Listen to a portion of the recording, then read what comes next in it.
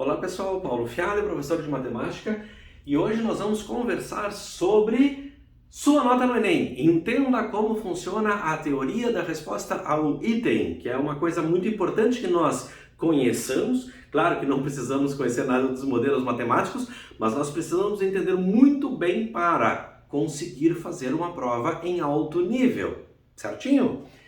Muito bem, então vamos lá. Duas coisas, teoria clássica dos testes, teoria da resposta ao item. São duas formas que há, esta aqui é a tradicional, que a vida inteira vocês usaram na escola. O aluno chega lá, 20 questões da prova, acerta 18, o outro também acerta 18, ambos têm 18 de 20. Ambos têm a mesma nota. 100 questões, um acerta 76, o outro 76. Beleza, ambos têm a mesma nota. Independente de quais questões que foram acertadas. Você consegue entender isso? Isso é a teoria clássica dos testes, também chamado de TCT, teoria clássica, o número de acertos, ponto. Entretanto, o Enem não usa a teoria clássica dos testes para dar a nota final, ele usa numa análise inicial das questões, que isso não vem ao caso agora, ok? Mas eles usam lá no início e depois eles trabalham com a teoria da resposta ao item. O que significa isto? Bom, vamos lá. Quando a gente quer medir o tamanho de um passo de cada um, por exemplo, ó, quanto tem o meu passo? Ora, basta que eu pegue uma trena e meça. Quanto mede o meu braço? Pego uma trena e meço. Qual a altura que eu tenho? De novo, vou lá, pego uma trena e meço. Agora, na hora em que a gente quer fazer uma análise de conhecimento, medir não é tão fácil. Não tem uma trena que a gente pegue e compare. Ah, essa pessoa sabe mais do que aquela. Então, nós temos as provas, os testes que são analisados para ver o grau de conhecimento de cada um. Ok? Tá. Mas voltando um pouquinho à escola. Se na tua escola veio a nota final lá, deu nota 7. Na escola A deu nota 7. Na escola B deu nota 7. Eu te pergunto, eu tenho certeza se esses alunos estão no mesmo padrão? Tem uma coisa que pode ter acontecido que essa prova, nessa escola, as provas são muito difíceis e esse aluno tirou 7. Nessa outra, as provas são muito fáceis e o aluno tirou 7. Então, o número 7, ele não quer dizer muita coisa. Por quê? Porque essas questões não tem nada que faça uma análise entre elas. Muito bem, tem dois exemplos de escolas distintas. Agora imagina a mesma escola, o mesmo professor, segundo trimestre de 2020, segundo trimestre de 2021. Os alunos estavam aqui neste ano de 2020, fizeram a prova do segundo trimestre e fecharam lá, nota 8. No ano seguinte, os alunos fizeram e a média de novo da turma foi média 8. Ambos tiveram a mesma média. Então, será que eu consigo dizer, esses alunos estão, porque era o mesmo professor, o mesmo estilo de prova que ele fazia, teoricamente, e num determinado ano ficaram com média 8, no outro ficaram média 8. Eu consigo garantir que esses alunos estão no mesmo padrão? Não. Por quê? Porque essas questões que foram colocadas não foram relacionadas com as questões anteriores. Claro que o professor pode se dar o trabalho de, eu tenho o meu modelo de prova, algumas muito fáceis, médias difíceis, muito difíceis, e aí eu troco de um ano para o outro aquilo que eu acho que são muito fáceis, troco por mais fáceis, muito fáceis, médias por médias, difíceis por difíceis, e bom, aí eu consigo ter uma análise, mas ainda eu que estou achando que essas questões estão no mesmo padrão da outra. A teoria da resposta ao item, ela faz essa comparação de questões. Então, a gente ouve muita gente falar, não, o INEP garante que consegue fazer duas provas com o mesmo grau de dificuldade para fazer a mesma análise. Consegue não. Teoria da resposta ao item. Teoricamente, probabilisticamente falando, dá para ter uma noção. Então, é razoável que a gente pense, num determinado ano eu tirei 500 no Enem, no ano seguinte eu tirei 600 no Enem. É razoável, gente, achar que realmente melhorou.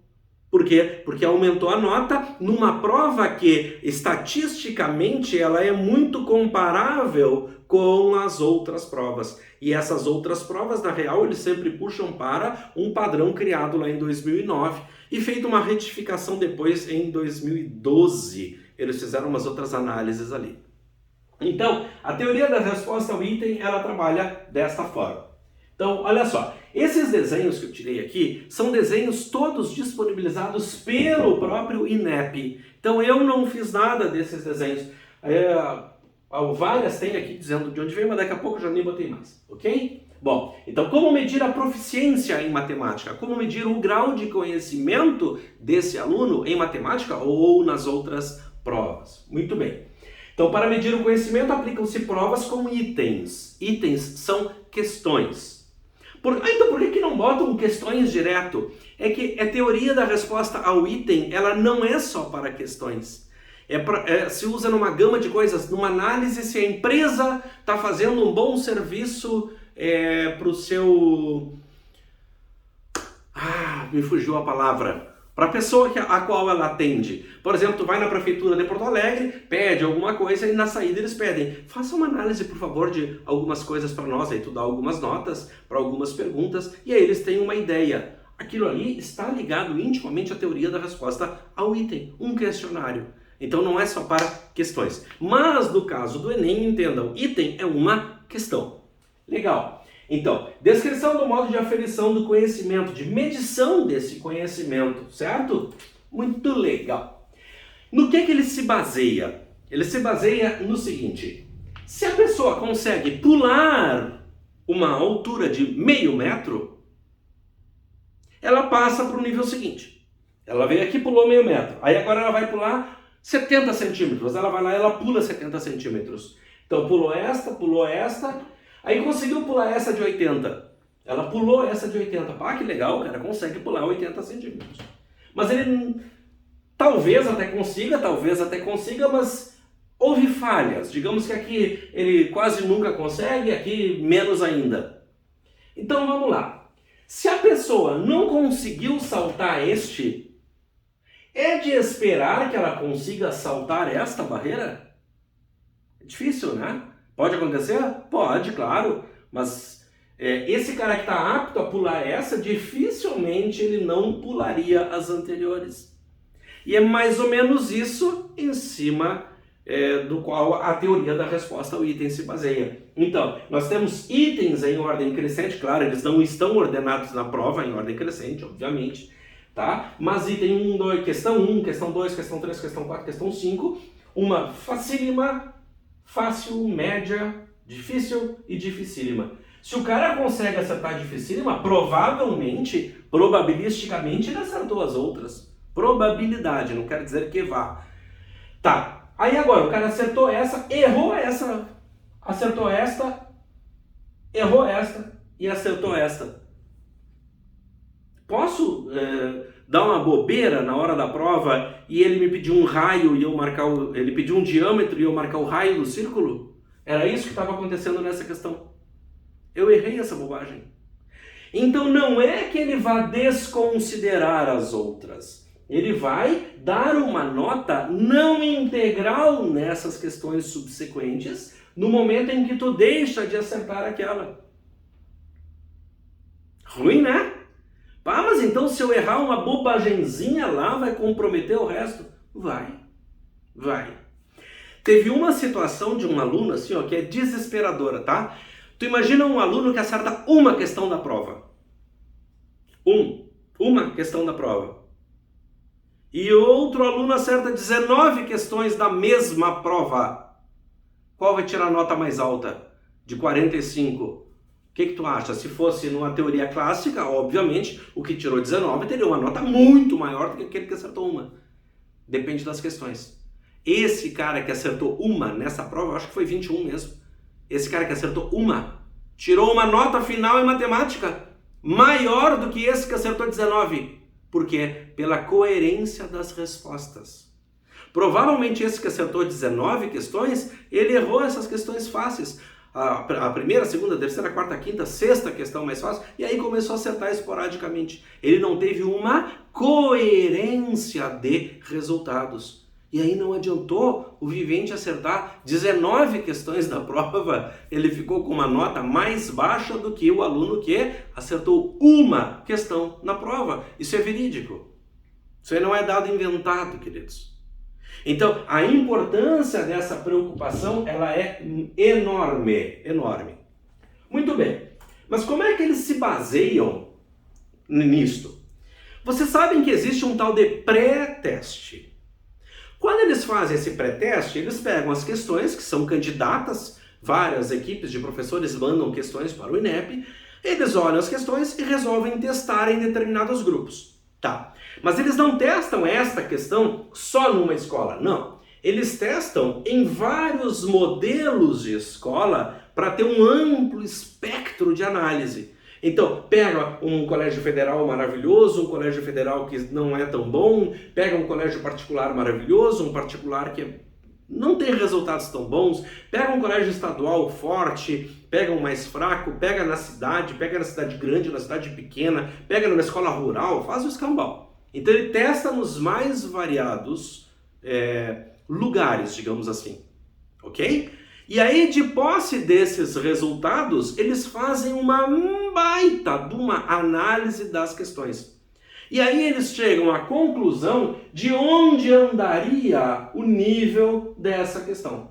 Então, pode ser uma questão de nível 200, 300, 400, 500, 600, 700, 800, 900, 1000. Mas eles não botam na escala o 1000, eles chegam a 900 e param. Ok? Muito bem. Aí, nessa análise toda, eles têm esses resultados. E aí eles imaginam que a questão 1 é uma questão de um grau de proficiência, que o aluno vai ter 270 pontos. Então ele está no padrão de 270 pontos. A questão 34 aqui, ó, no padrão 320 pontos. E assim vai indo. E aí ele faz uma análise das questões que foram acertadas pelos candidatos. O candidato B, se ele é um candidato de pontuação 400, espera-se que ele domine essas questões anteriores. Espera-se que ele tenha acertado essa. Mas essas questões que são de uma que gerariam uma pontuação mais alta, não se espera que ele consiga ter acertado. Ah, mas ele pode ter acertado? Claro que pode ter acertado uma que outra, e aí tem todo um estudo.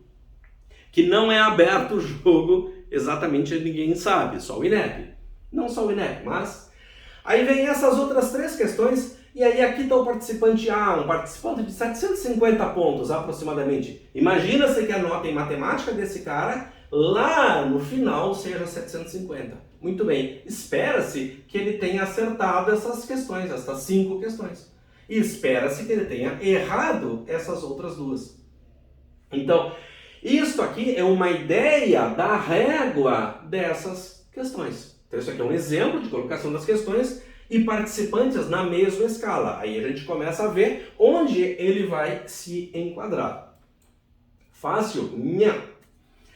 Bom, para isso, aí eu falei que em 2012 teve um reestudo, né? Esta régua, ela foi reestudada em 2012 com 99 itens que foram colocados nessa régua, que vai de 200 a 900. E aí, por exemplo, se o aluno sabe determinar numa sequência de listas numéricas, uma do lado da outra, na forma de um empilhamento triangular, qual é o padrão da soma de seus termos? Aquelas questões famosas que tem um triângulo, outro triângulo, outro triângulo, uma distribuição dessa forma. Se o aluno consegue determinar a soma dos termos, é esperado que ele esteja no padrão 678. E aí, essas questões, elas estariam nesse nível. Já determinar uma expressão algébrica baseada nos termos de uma sequência de figuras geométricas, mesma linha, só que agora com quadrados, atendendo um padrão de formação a partir da relação entre o número de lados que foram usados e qual é o número de figuras. Essa questão já é uma questão de nível 700. Então isto eles já têm. Eles já partem disto. Então eles têm essa régua monumental com 99 posições E dessas 99 posições, eles escolhem 45 questões para usar na hora da prova. Tá, mas isso tudo é lá no pré-teste que eles definem? Inicialmente, sim. Tudo em cima do pré-teste. Gente, quando eles começam a ver essas questões, ver os resultados dessas questões... isso aqui fala... Eu já volto para falar disso, tá? Imaginem 10 questões, imaginem 10 questões da prova. Aqui é uma questão de nível 200, aqui é uma questão de nível, sei lá, 240, depois nível 300, e aí os mais variados itens até chegar perto de 800, tá? Perto de 800 aqui. Ambos acertaram a questão ridícula da prova e ambos erraram a questão facílima ainda, mas ambos erraram. Aí esse cara acertou. E aí chegou num determinado nível, ele foi até as questões de nível 500, e todas as outras questões de nível superior, ele errou todas. Olha aqui, ó, ele acertou a questão de nível 500. Então ele é um candidato nota 500? Ele errou aquela mal. Então no cálculo, esse candidato ficou com uma nota 480. Veja, baixou um pouquinho a nota, não foi 500, embora ele tenha acertado a de nível 500, baixou um pouquinho. Como que eles calculam o quanto baixa um pouquinho? Segredo, a gente não sabe. Já esse outro candidato também acertou 5 questões. 1, 2, 3, 4, 5. Mas olha só, ele acertou a ridícula, aí errou todas aquelas que aquele cara tinha acertado lá. Aí acertou a de nível 500, errou uma de 600, aí acertou as outras 3. Se o cara consegue acertar essas questões de nível 800, espera-se que essas questões aqui, bem fáceis, ele tenha conhecimento. Embora ele tenha acertado até as questões de nível 800, olha qual foi a nota dele. Foi 310. Então, isso aqui tudo esses são cálculos apresentados pelo próprio INEP. Tá? Eles que estão mostrando que isto aconteceu num determinado conjunto de questões de uma determinada prova que eles pegaram para ilustrar. Ok? Então, não adianta o número de acertos, tu tem que ser coerente, tu tem que acertar essas questões mais básicas para depois ir lá para frente, senão tá tudo perdido, Bom, isto aqui, curva característica da questão, tá? Curva característica do item. Pensa que isso é uma questão. Beleza. Cada uma das 45 questões tem um desenho como esse, uma curva como essa, onde nós analisamos aqui 3 parâmetros. O parâmetro A, o parâmetro B e o parâmetro C. A análise probabilística da teoria da resposta ao item usada no INEP é de 3 parâmetros. O parâmetro A é como a questão consegue diferenciar se os alunos bons estão acertando e os alunos fracos estão errando. O que significa isso? Uma questão que os alunos bons estão errando, mas aqueles alunos que acertam só as básicas, esses acertam essa questão. Poxa, essa questão tá ruim, né? Então ela tem um baixo grau de discernimento entre esses alunos. Ela não está servindo para grande coisa. Aí o que significa? Ela vai ter um A, que é essa declividade, muito baixa. Quanto maior essa inclinação, melhor é a questão para separar os alunos bons dos alunos fracos. Bom, existe o parâmetro B. Olha só, nesse desenho aqui o INEP colocou probabilidade de acerto. Aqui ele colocou em 0,55. Bom, aí é uma incógnita, porque eu já vi publicação do INEP em 0,50, 50%, vi em 55%, vi em 60% e vi em 65% de chance, tá? Então, não sei. Aqui, eles colocaram 0,55. Então, a chance de uma pessoa chegar, de um aluno ter 55% de acerto, é quando esse aluno está nesse ponto B aqui, ó, que daria algo tipo 560 mais ou menos, já passou um pouco da metade. Então o índice B dessa questão, que é a dificuldade da questão, seria de 560 aproximadamente. Então essa é a dificuldade desta questão.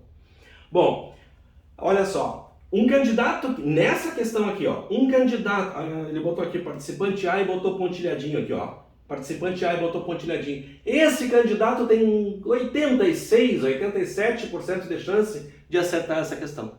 86, 87%, um candidato que esteja com a nota entre 600 e 700, um candidato de nota final. Então isso aqui é uma questão razoavelmente fácil. Já aqueles alunos lá de 300, olha aqui, ó, 300, 400, eles estão bem baixo aqui, ó, 0,1 de chance. Sabe o que é esse item C? Esse item C é o acerto casual, que o esperado inicialmente é de 20%, porque são 5 alternativas. 1/5 é a chance de marcar cada uma delas. Então, o inicial seria 20%.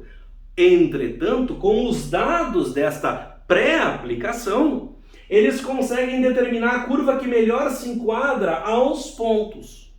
E aí, esse gráfico pode ir baixando, esse gráfico pode ir subindo, esse gráfico pode ir para lá, ele pode ter as mais variadas inflexões. E aí, de posse desses A, B e C, eles fazem a prova. Muito bem, quando eles fazem o Enem às ganhas, e isto era uma briga que eu tinha muito grande, como é que eles se baseiam em coisas que foram de um pré-teste, que foram feitos em alunos que não estavam assim, digamos, vamos lá, estou dando a vida por essa prova. Eles se baseiam nesses alunos para garantir os parâmetros todos da prova. Esse ano agora, eles abriram o jogo que eles refazem se as coisas não saíram como previsto. Se há uma diferença entre a curva que eles imaginavam e a curva verdadeira da prova, se há essa diferença, eles recalculam tudo e usam os dados verdadeiros da prova. Mas se eles compararam e os dados estão praticamente iguais, fica assim e continuam os dados da original. Por mim poderiam calcular todos de novo, né? Por mim poderiam calcular todos de novo. Bom, gente, então cada uma das questões tem isso aqui e aí a gente consegue ver o padrão de onde se encontra o candidato, tá? Muito bem. Aqui, ciências da natureza, um exemplo, aqui tem alguns números de acertos, relação entre o número de acertos e a nota calculada pela TRI. Esse gráfico não está muito bom e ele é de ciências da natureza e sua tecnologia. Aqui, ó, por exemplo, com 10 acertos teve todo mundo aqui, ó, em pontuações que variam de 380, sei lá, estou chutando, até quase 500 pontos. Então isso aqui a gente pode fazer e esses dados estão disponibilizados. Acontece que tem que ter sistemas e tem que saber trabalhar com sistemas estatísticos que não são nada fáceis. Então por isso que a gente não vê isso o tempo inteiro para tudo quanto é questão, tudo quanto é item. Aqui é de uma prova de 2018, uma determinada questão de matemática, eu não sei qual é essa questão, não me foi falado. Então olha só. Teve gente que acertou uma questão da prova e fez aqui, ó, uma questão da prova e tirou aqui, tipo, aqui metade é 200, 100, 400, não, aqui tem que ser 200. Então aqui seria 200, não, aqui é um 300. 360 até 410. Quem acertou uma questão. Depende de qual uma, de repente o cara errou tudo e a única que ele acertou foi uma dificílima. Desconsidera, é esse cara aqui que não fez nada. Ele teria que ter acertado a questão mais baixa da prova. Tá. Mas aí, observem, qual é uma nota interessante? Depende do aluno. Digamos que eu quero tirar 700 em matemática, eu não estou tão bem assim. 700 em matemática, se vocês olharem aqui, olha só, 700 em matemática, ele começa aqui, ó, e 700 em matemática vem até aqui. Nesta linha toda dos 700, nesta linha toda, daqui até aqui, tem gente, olha só. Aqui tem gente que acertou 12 questões e fez 700. Aqui, esse pobre inocente acertou 27 e fez os mesmos 700. Então, quer dizer, com 11 questões, a pessoa tirou 700. E o outro, com 27 questões, tirou os mesmos 700. Tá vendo? Então, isto aqui é algo que nós vamos ter que bater muito na tecla e vamos falar muito sobre isso amanhã numa aula maravilhosa. Quem está vendo esse vídeo depois de amanhã não vai ter acesso a isso, mas, gente, isso aqui é a fundamentação que a gente precisa para ter um bom desempenho na prova. Saber disso, saber que isto é verdade, que isso não é tirado da nossa cabeça, ok? Beleza, então. Valeu, um abração, tchau, tchau.